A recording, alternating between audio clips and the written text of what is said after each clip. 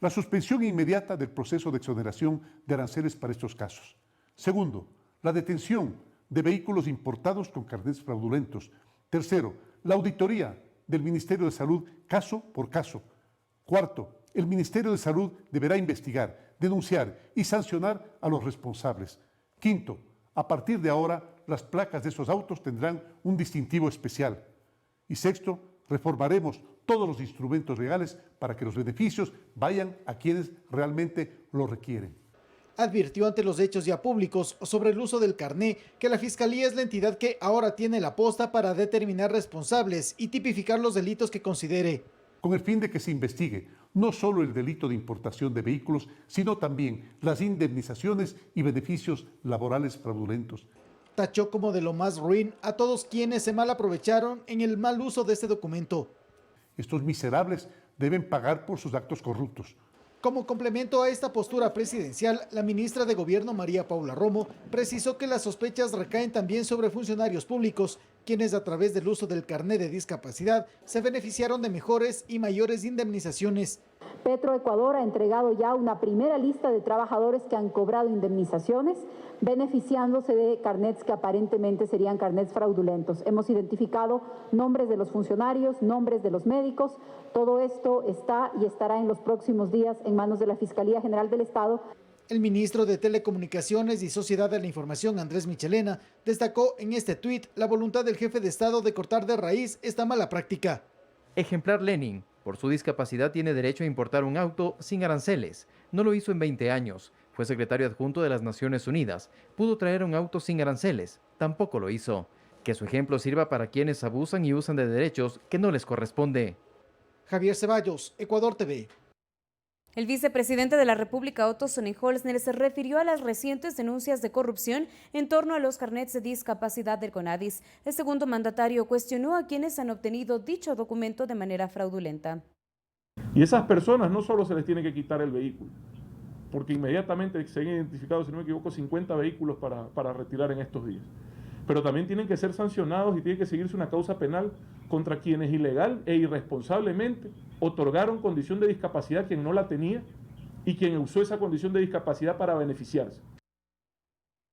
Daniel Salcedo, implicado en una trama de corrupción en los hospitales del Instituto Ecuatoriano de Seguridad Social, su hermano y sus amigos utilizaron mal el carnet de CONADIS para importar carros de lujo con altos descuentos arancelarios. Algunos asambleístas, sus alternos y familiares, según el portal La Historia, también habrían importado vehículos sin pagar aranceles usando el carnet de discapacidad.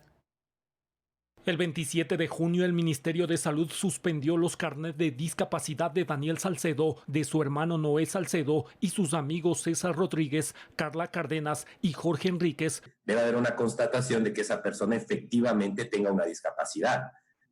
Si es que esa información es falsa, evidentemente estaríamos hablando de una especie de falsificación ideológica del documento. Daniel Salcedo intentó importar un vehículo valorado en $100.000 a inicios del año 2020, por el cual pagó apenas $26.000. Estamos hablando de una serie de delitos que podrían ser establecidos por esta conducta. Los amigos de Salcedo, César Rodríguez y su esposa Carla Cárdenas, en 2018 y 2019 habrían importado 2 vehículos con exoneración de impuestos. La CNAE presentó una denuncia por presunta defraudación tributaria y solicitó que se ordene la aprehensión de los vehículos. Otro de los amigos de Salcedo, Andrés Cedeño, intentó importar un vehículo Chevrolet Camaro en el año 2019. El automóvil fue retenido por el Servicio Nacional de Aduanas, SENAE, al encontrar irregularidades en el valor de importación. Puede establecerse una pena privativa de libertad de 5 a 7 años, tranquilamente. El supuesto mal uso del carnet del CONADIS también salpica a funcionarios de la Asamblea Nacional. El portal La Historia denunció que el asambleísta Fabricio Villamar registra la importación de un vehículo con exoneración de impuestos. Afirmó que tiene discapacidad auditiva. Quienes me conocen lo saben, no es nueva, por eso tengo un carné. Importé un vehículo de $23.500 y he pagado los impuestos. Otro de los asambleístas que posee el carnet del CONADIS es Israel Cruz. El legislador negó en un comunicado haber utilizado esta condición para favorecerse ilegítimamente. Por su lado, la expresidenta de la Asamblea Nacional, Elizabeth Cabezas, informó que su esposo Javier Vaca tiene el carnet del CONADIS desde 1989, producto de un accidente de tránsito. Cabezas no descartó que su esposo tome acciones contra el portal La Historia. Santiago Tello, Ecuador TV. Personas con discapacidad auditiva verificada no reciben el carné que los acredita. Ellos han esperado durante varios años por este documento para demostrar en sus lugares de trabajo que poseen una condición diferente.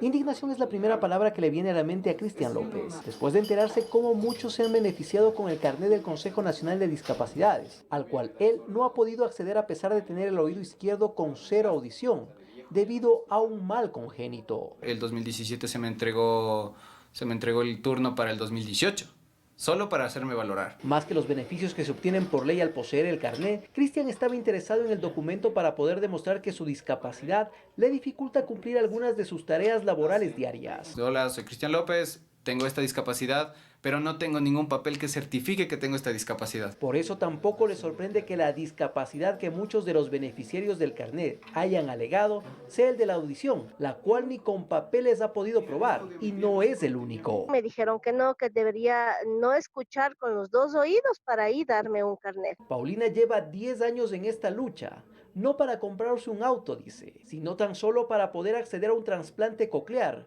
que le cambiaría su vida. Desde el CONADIS de este 1 de julio se hizo público un comunicado en el cual se insiste que todo proceso, incluido el de la acreditación, está a cargo de la autoridad sanitaria, esto es, el Ministerio de Salud. Por lo tanto, el CONADIS desde el año 2013 no emite carnet de discapacidad a persona alguna. El verdadero problema es el sistema, o sea, cómo se entregaron esos carnets, quiénes fueron los que certificaron. Porque cuando te entregan eso, te entregan firmado. Un sistema que sin duda se espera sea mejorado para que los beneficios sean solo para quienes en realidad lo necesitan. Alex Llanos, Ecuador TV. El abogado de Daniel Salcedo confirmó que su defendido recobró la conciencia y declarará en el proceso que se sigue en su contra. Informó además que los hermanos Salcedo sí tienen el porcentaje de discapacidad que se refleja en los carnés que poseen. Ya son 3 semanas que Daniel Salcedo permanece internado en el Hospital Guayaquil, luego de su accidente en avioneta en tierras peruanas cuando salía del país de manera ilegal. Aunque días atrás se conoció que estaba en coma inducido, hoy su defensa asegura que ya despertó. El estado de él es sumamente crítico, apenas puede balbucear, está delirando a ratos, porque él le dice, ¿en dónde estoy? Estoy en Quito. Estoy en Perú, o sea, él no se ubica todavía en tiempo y espacio. Él está consciente del accidente y de lo que ocurrió. ¿No le dijo por qué se había ido a Perú? Detalles no me proporcionó. El abogado García aseguró esto durante su llegada a la Fiscalía de la Merced para revisar el expediente de investigación previa por asociación ilícita, donde se ha llamado a rendir versión a su defendido y a otras 20 personas. Salcedo habría indicado que al recuperarse dará su versión en el caso. Él, en el momento oportuno, iba a manifestar en su versión lo que le requiera la Fiscalía. Sobre los contratos que las empresas de Daniel Salcedo habrían tenido con el Estado, su defensa afirmó: solo HDC ha contratado con el Estado. Luigi García también conduce la defensa de Noé Salcedo. Los hermanos tienen carnets de discapacidad. Consultamos sobre esto al abogado. Él afirma que sí presentan un porcentaje de discapacidad. ¿Tiene o no tiene esa discapacidad? Sí la tiene. ¿Y el hermano Noé?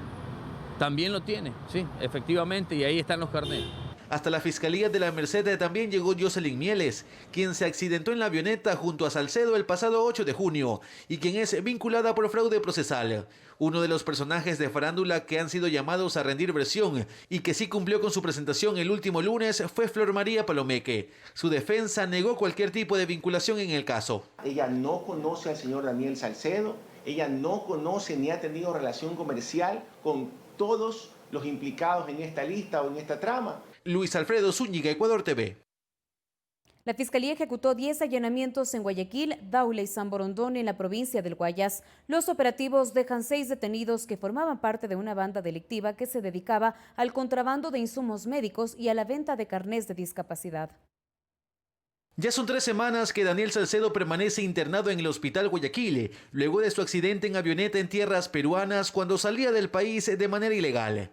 Aunque días atrás se conoció que estaba en coma inducido, hoy su defensa asegura que ya despertó. El estado de él es sumamente crítico, apenas puede balbucear, está delirando a ratos, porque él le dice, ¿en dónde estoy? Estoy en Quito. estoy en Perú. O sea, él no se ubica todavía en tiempo y espacio. Él está consciente del accidente y de lo que ocurrió. ¿No le dijo por qué se había ido a Perú? Detalles no me proporcionó. El abogado García aseguró esto durante su llegada a la Fiscalía de la Merced para revisar el expediente de investigación previa por asociación ilícita, donde se ha llamado a rendir versión a su defendido y a otras 20 personas. Salcedo habría indicado que al recuperarse dará su versión en el caso. Él, en el momento oportuno, iba a manifestar en su versión lo que le requiera la Fiscalía. Sobre los contratos que las empresas de Daniel Salcedo habrían tenido con el Estado, su defensa afirmó: solo HDC ha contratado con el Estado. Luigi García también conduce la defensa de Noé Salcedo. Los hermanos tienen carnets de discapacidad. Consultamos sobre esto al abogado. Él afirma que sí presentan un porcentaje de discapacidad. ¿Tiene o no tiene esa discapacidad? Sí la tiene. ¿Y el hermano no es? También lo tiene, sí, efectivamente, y ahí están los carnets. Hasta la Fiscalía de la Merced también llegó Jocelyn Mieles, quien se accidentó en la avioneta junto a Salcedo el pasado 8 de junio y quien es vinculada por fraude procesal. Uno de los personajes de farándula que han sido llamados a rendir versión y que sí cumplió con su presentación el último lunes fue Flor María Palomeque. Su defensa negó cualquier tipo de vinculación en el caso. Ella no conoce al señor Daniel Salcedo, ella no conoce ni ha tenido relación comercial con todos los implicados en esta lista o en esta trama. Luis Alfredo Zúñiga, Ecuador TV. La fiscal general del Estado, Diana Salazar, solicitó al Tribunal de Apelación que ratifique la sentencia de 8 años para el exmandatario Rafael Correa, exfuncionarios de su gobierno y empresarios condenados por cohecho agravado en el denominado caso Sobornos 2012-2016.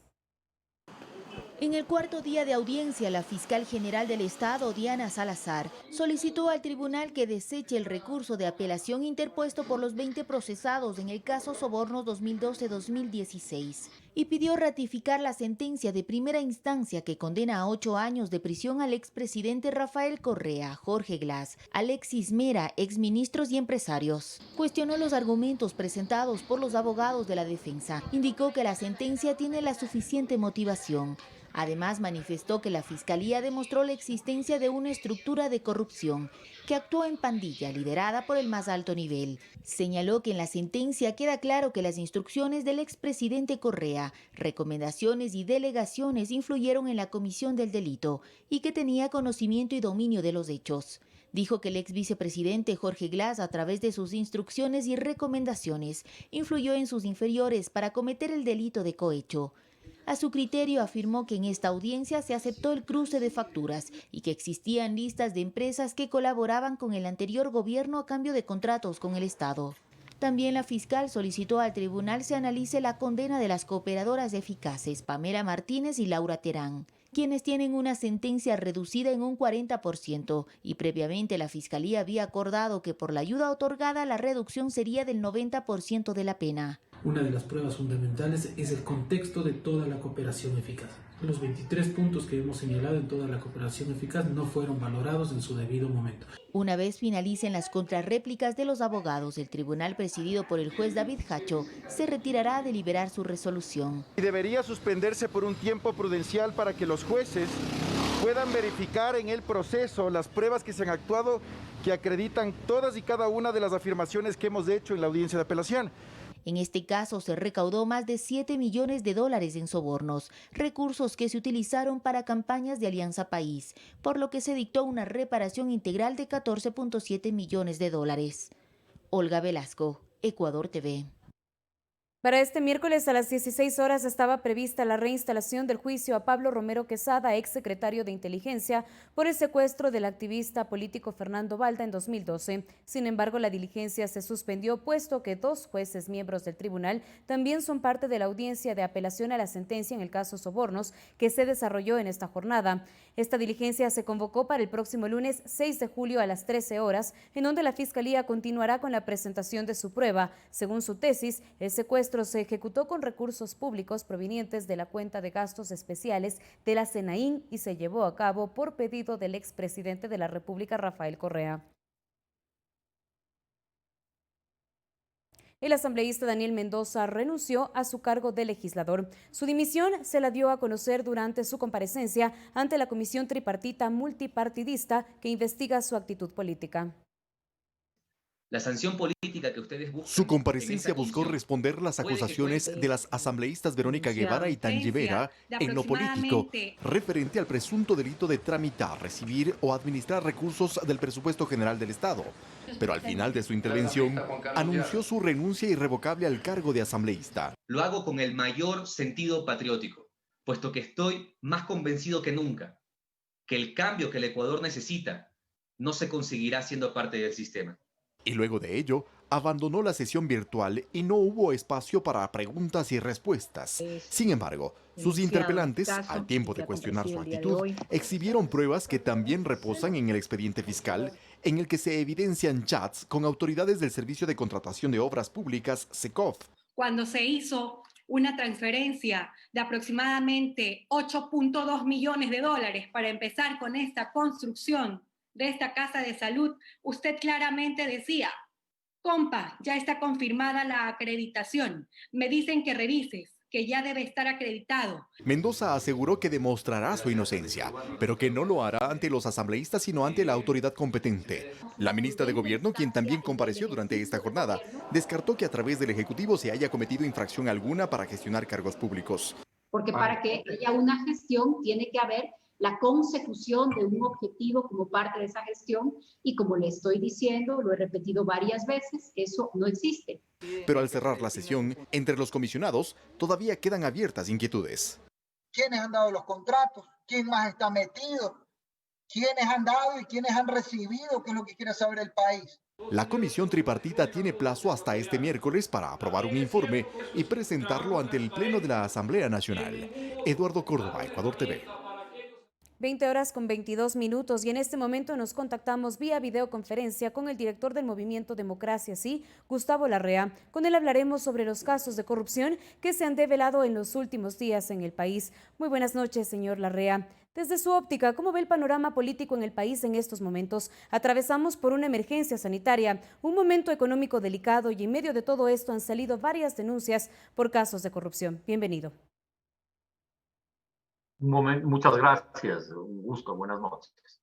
Un momento muy crítico para el país, crisis económica, crisis sanitaria, crisis social y crisis ética. Entonces, claro, la situación del país es realmente lamentable, penosa.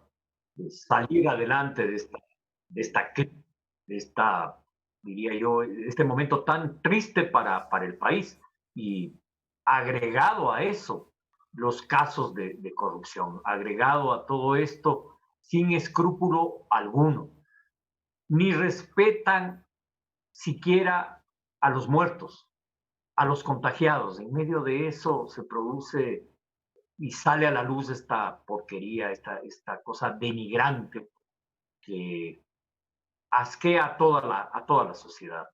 Creo que nuestra nación requiere un combate eficaz a la corrupción, y lo grave de esto no es solo que se produzca, sino que esta sea sistémica, que sea un sistema corrupto que no hemos logrado desactivar en el país. Un sistema corrupto que opera en muchas instituciones y que ya es hora de decir, ya basta. Nos acercamos en este momento a un proceso electoral con todos estos actos de corrupción y con todas las denuncias. ¿Qué debería exigir la ciudadanía y qué debe hacer la clase política para frenar este problema, tomando en cuenta que hay casos de irregularidades que salpican a políticos del país? Cero tolerancia a la corrupción y a la impunidad. Es fundamental hacer reformas que debieron hacerse hace rato atrás. Una de ellas, creo que es fundamental hacerlo, que es devolverle a la Contraloría General del Estado la capacidad de hacer los exámenes previos a la contratación pública. ¿Por qué? Porque ahora la Contraloría interviene ya cuando la plata se han llevado, se han robado, y muchos de ellos han fugado del país. Hay que ponerle un candado a la contratación pública, y esto es el examen previo. En esa época, cuando se eliminó el examen previo, el año 2008, se argumentó que era para darle agilidad a la contratación. Lo que se hizo es, con esto, abrir un candado para la corrupción, y hay que cerrarlo, y creo que es fundamental esa reforma. En la Asamblea Nacional reposan varios proyectos de ley dirigidos al combate a la corrupción. La Asamblea tiene que actuar con sentido de urgencia y resolver y aprobar leyes que desmonten este sistema corrupto. La contratación pública no puede ser secreto de Estado. La contratación pública tiene que tener veeduría de la ciudadanía, de los medios de comunicación y desde luego de los organismos de control del Estado. Esto no puede seguir siendo una feria de la corrupción, y creo que el gobierno nacional tiene que tomar medidas de limpieza de sus filas, tiene que sacar a gente corrupta que esté enquistada en el sector público desde hace años atrás. Hablando justamente del proceso electoral que se viene, la presidenta del Consejo Nacional Electoral, Diana Tamainta, ha confirmado que no se modificará el calendario de las elecciones 2021. Desde esta realidad, ¿cómo ve usted el panorama de los próximos comicios? Es la realidad del absurdo. Imaginémonos qué hubiese pasado si se aplicaba las leyes laborales en el país. Todos los trabajadores públicos y privados estarían despedidos porque la gran mayoría de ellos no asistió al trabajo, no pudo ir al trabajo. ¿Qué pasaría si se hubiese aplicado la ley de educación superior y la ley que rige a las escuelas y colegios? Que todos los estudiantes habrían perdido el año. Imaginémonos la falta de sentido, que es no entender que estamos frente a una pandemia y a una causa de fuerza mayor. Igual la Corte Nacional de Justicia y el Consejo de la Judicatura tuvieron la sensatez en el mes de marzo de suspender las audiencias, más allá que el Código Integral Penal establece plazos y términos de presentación de pruebas en los casos penales. Sin embargo, hubo sentido, hubo sensatez para tomar decisiones. Señor Larrea, ¿usted cree en este momento que se debe confiar en el Consejo Nacional Electoral? Yo creo que el contencioso electoral vive de espaldas a la realidad que el mundo está viviendo, que es la pandemia, a una causa de fuerza mayor. Y tiene que actuar tanto el Consejo Nacional Electoral como el contencioso electoral con sentido y con sensatez, no con politiquería barata, porque esto genera desconfianza en el próximo proceso electoral. Si queremos un proceso electoral transparente, claro, informado y seguro para que los ciudadanos puedan ir a las urnas a votar, necesitamos que el Consejo Nacional Electoral y el Contencioso Electoral revisen las medidas que han adoptado. Para Porque finalizar, una cosa es un calendario electoral antes de una pandemia y otro muy distinto después o en medio de la pandemia. Para finalizar, ¿qué deberían hacer las organizaciones políticas para las próximas elecciones? ¿Cuál es la reflexión de las diferentes organizaciones políticas para seleccionar bien a sus representantes? Honestidad de los candidatos probada, compromiso con el país, no gente que vaya a lucrar, gente que vaya a servir al país y no a servirse del país. Lo que vemos con los carnets ahora, cualquier puesta es usada, hay una crisis ética en el país. Cualquier puesta es usada para la sapería, para llevarse recursos del Estado, para aprovechar la viveza criolla. Aprovecha, saque el carnet, trae un carro, sin saber que eso afecta o sin tener conciencia que eso afecta a los más necesitados, a los ciudadanos y ciudadanas que sufren discapacidad. Qué absurdo encontrarse con esta porquería. Y salir de esto implica actuar con absoluta transparencia y honestidad. Y creo que esa es la tarea que tienen y tenemos quienes hemos hecho política y nos asquea la política. Yo no entiendo muy bien por qué a la gente no le gusta la política. ¿Cómo le va a gustar semejante porquería? Hay que dignificar el país y hay que apostar por la honestidad y por una transformación de la República. Agradecemos a esta hora la presencia del director del Movimiento Democracia Sí, Gustavo Larrea, en nuestro espacio informativo. Gracias por sus apreciaciones en torno a la coyuntura que vive ahora el país. Vamos a hacer ahora mismo una pausa, pero regresamos con más información del país.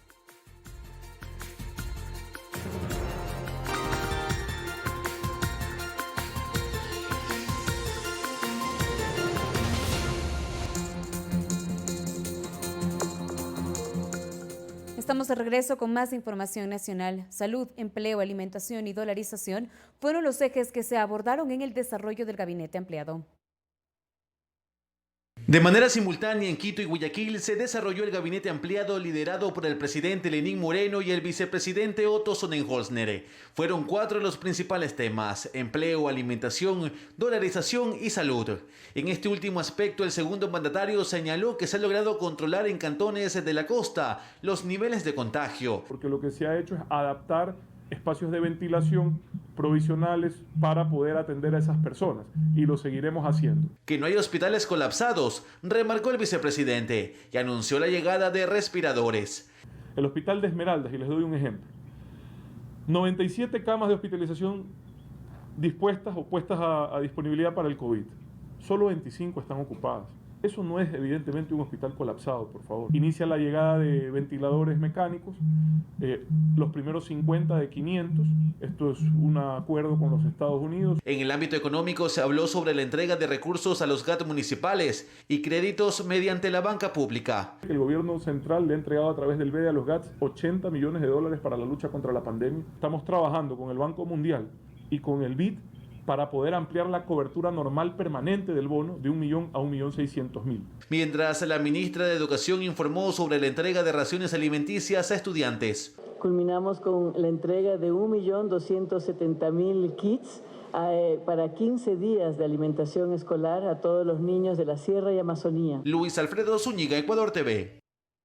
El Banco Mundial aprobó un préstamo por $260 millones para la Corporación Financiera Nacional para promover el acceso a financiamiento para las micro, pequeñas y medianas empresas, MIPYMES, y apoyar la reactivación y recuperación. Respecto al crédito, el ministro de Economía, Richard Martínez, dijo que el gobierno creó el programa Reactívate Ecuador para aliviar los impactos de la pandemia que han asumido las MIPYMES y mencionó: el Banco Mundial nos acompaña en esta firme decisión de reactivar la economía y proteger el empleo.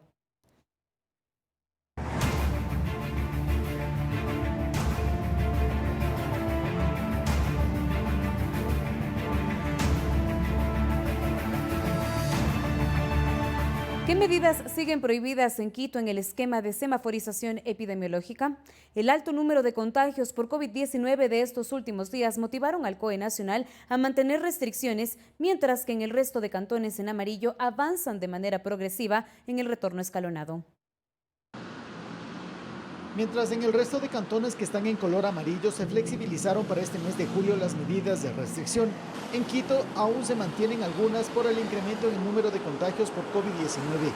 Entre las medidas que siguen vigentes están: centros comerciales y restaurantes funcionarán solamente con el 30% de su aforo. Cines y teatros seguirán cerrados. El toque de queda se mantiene desde las 21 horas hasta las 5 de la mañana del día siguiente. Siguen restringidas las reuniones y eventos públicos masivos. La circulación de vehículos particulares mantiene el mismo esquema de lunes a sábado. Los domingos 5 y 19 de julio pueden circular los carros con placa terminada en número impar y los domingos 12 y 26 con placa par. Los servidores públicos seguirán con el porcentaje del 25% para retomar las actividades de trabajo presenciales. Respecto a la rehabilitación del transporte interprovincial desde y hacia Quito, desde las terminales terrestres de Carcelén y Quitumbe, se espera solamente la luz verde del COE cantonal. La resolución del 12 de junio de este año, el COE nacional dispone que el 1 de julio entraría en operaciones Quito. Sin embargo, la decisión definitiva, lo dice la resolución, es del COE metropolitano.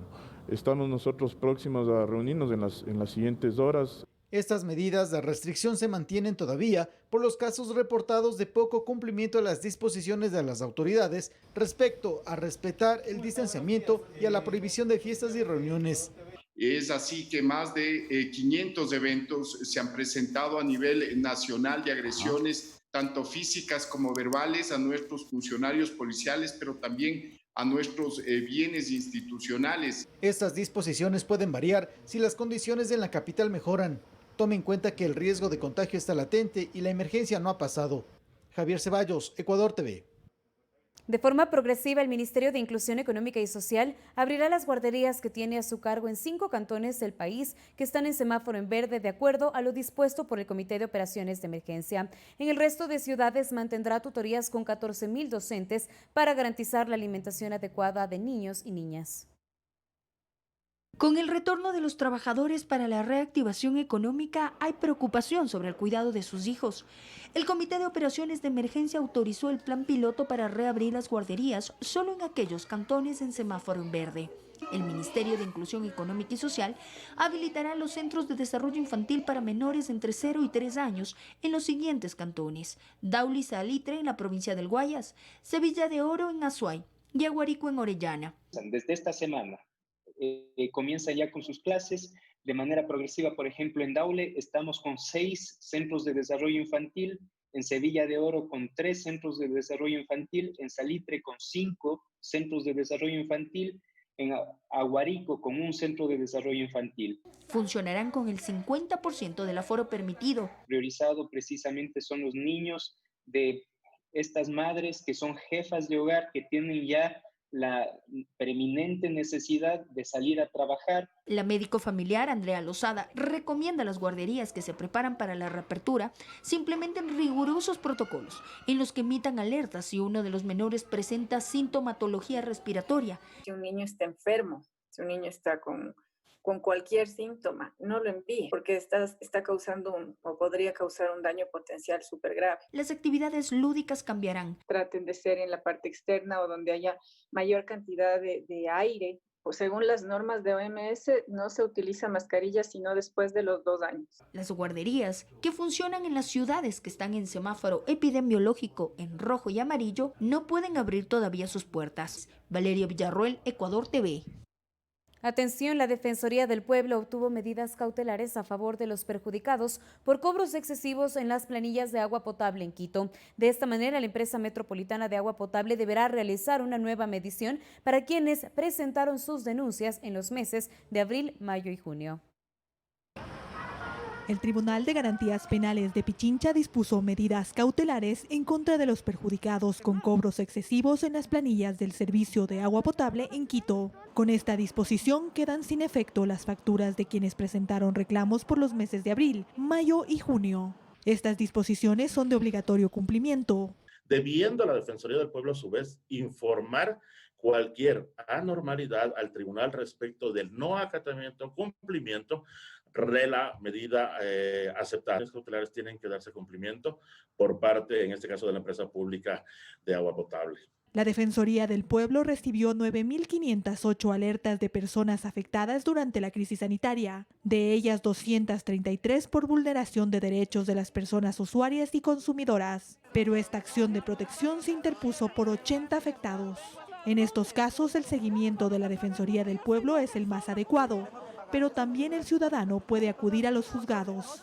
Existe la acción de protección. La acción de protección es una figura constitucional en la cual dentro de un proceso administrativo, ya sea cualquier empresa pública de agua, de luz, que vulnere una garantía constitucional. Pero los afectados señalan que aún les exigen cancelar y no les dan respuestas. Como quien dice, ya me van a cobrar los 124, porque es que vaya ya un abono. Los señores son groseros, contestan mal, las señoritas salen y lo primero que dicen es tiene que pagar.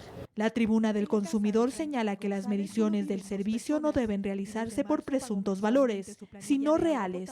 Además, no se puede exigir a la ciudadanía que cancele para solucionarle el problema. Todas las personas que estén en ese caso tienen derecho a reclamar que se les vuelva a hacer una inspección y que se haga una medición real. No tienen por qué pagar nada mientras no se arregle el problema. Lo único que podrían hacer, exigirles, es que paguen el promedio de los últimos 6 meses, mientras dure el reclamo. Eso dice la ley. La Defensoría del Pueblo también interpuso una medida cautelar por los cobros elevados en las planillas eléctricas y aún se espera esta resolución. María Elena Vaca, Ecuador TV. Las llamadas de emergencia a Servicio Integrado de Seguridad ECU 911 se incrementaron en junio en un 65%. La Policía Nacional señala que en comparación al año pasado estos delitos se redujeron, pero al igual piden a la ciudadanía tomar precauciones. Este es el momento en que una madre con su pequeña hija en brazos es asaltada en el centro histórico de Quito por una presunta banda delictiva liderada por mujeres, en el momento en que se disponía a ingresar a su vivienda. El hecho quedó registrado en las cámaras de seguridad del lugar y se difundió a través de las redes sociales. En otro hecho en el norte de Quito, un ciudadano recibe varias puñaladas por varias personas que le despojaron de sus pertenencias. Según el Servicio Integrado de Seguridad ECU 911, desde enero se incrementó incrementaron las llamadas por el tema de seguridad ciudadana. En enero y febrero se recibieron un 68% de llamadas, 48% en abril, mientras que en junio ascendió al 65%. Sin embargo, la Policía Nacional señala que los delitos en comparación al año 2019 se redujeron y que hay efectividad de la policía en la captura de estos delitos. A raíz de la pandemia del coronavirus en el Ecuador y en el mundo entero, empieza una disminución de estos delitos. Es así que en marzo, el año pasado, tuvimos 884 delitos, este año tenemos 504. En abril tuvimos 941 delitos en 2019, este año tenemos 104. En mayo tuvimos 879 delitos, este año tenemos 263 delitos. Y en junio de 888 se bajó a 285. Considerando el tema de la pandemia, la gente que no salía a las calles se encontraba en sus domicilios. Desde enero hasta la presente fecha, 750 personas capturadas por diferentes delitos. Tenemos la aprehensión de 108 vehículos reportados como robados o con alteración de las series alfanuméricas. Tenemos 350 motocicletas, asimismo alteradas las series alfanuméricos o con placas que identifican a otro vehículo. Tenemos la desarticulación de 15 bandas aquí en la ciudad de Quito. Sin embargo, hacen recomendaciones a la ciudadanía para cuidar sus pertenencias y ante todo su integridad física. Por ejemplo, si van a los bancos o agencias bancarias, soliciten la ayuda de la Policía Nacional. Les recomendamos que para que no sean objeto de sus vehículos, no dejen objetos de valor al interior del vehículo, que sean visibles para los delincuentes, que no anden solos, siempre estén circulando en dos personas, estén en los vehículos. María Elena Vaca, Ecuador TV. Ayuda social. Se necesitan pintas de sangre a favor de César Osvaldo Torres Alarcón en la ciudad de Guayaquil. Se puede realizar la donación directamente en el Hospital Teodoro Maldonado Carbo. Puede comunicarse con Alex Torres al 0984 98 70 52.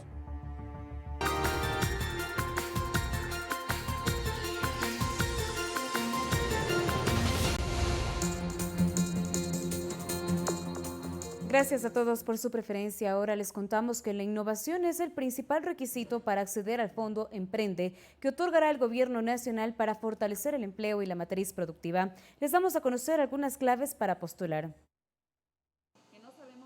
El Fondo Emprende Ecuador Productivo dispone de $10.500.000 para emprendimientos innovadores. Según Paul Valencia, docente universitario, esta innovación puede ser en la introducción en el mercado de nuevos o disruptivos productos o servicios, o con la implementación de nuevos procesos de fabricación, logística o distribución. Si realmente estamos cumpliendo con esta primera premisa, que es el satisfacer una necesidad no cubierta de la sociedad, estamos creando un emprendimiento innovador. El Fondo Emprende se divide en varios tipos de capitales.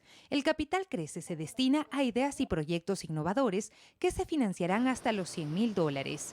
En la etapa de puesta en marcha se pueden obtener hasta $250.000. El capital progreso es para la etapa de consolidación de un proyecto que le permita mejorar su rentabilidad o expandirse.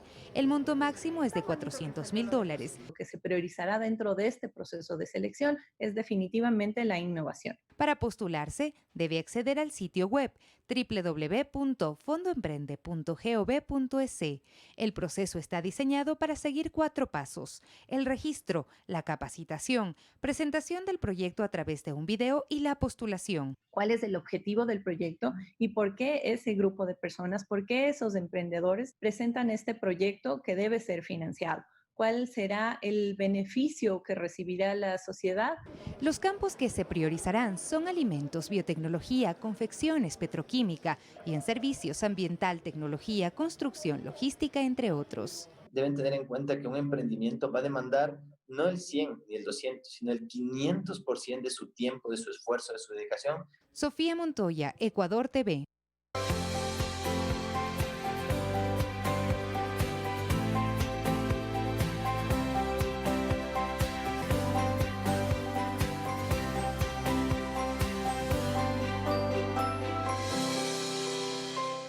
En cualquier circunstancia es recomendable ahorrar más aún en épocas de crisis. A veces existen gastos innecesarios denominados gastos hormigas que pueden evitarse, pero suman a fin de mes.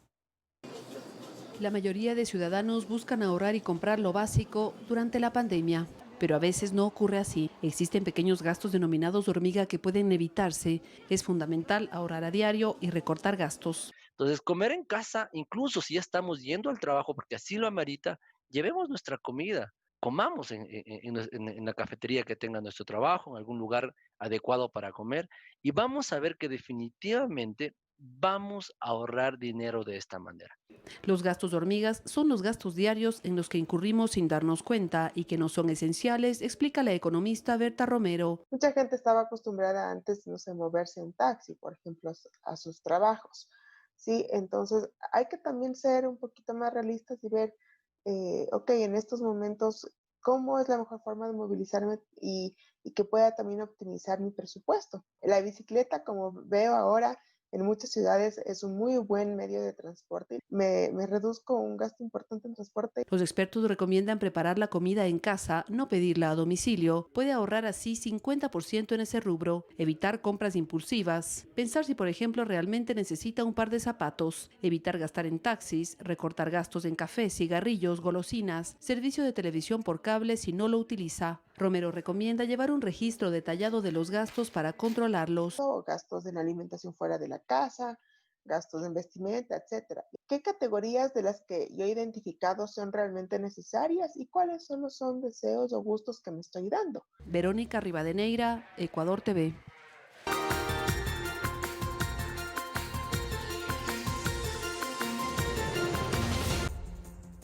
En el desarrollo de las noticias del mundo, la mayoría de países latinoamericanos aún no alcanza el pico de contagios por el nuevo coronavirus y los gobiernos adoptan diversas medidas para frenar su propagación. En Argentina, las autoridades decidieron retomar la cuarentena obligatoria, mientras Perú inició un desconfinamiento gradual.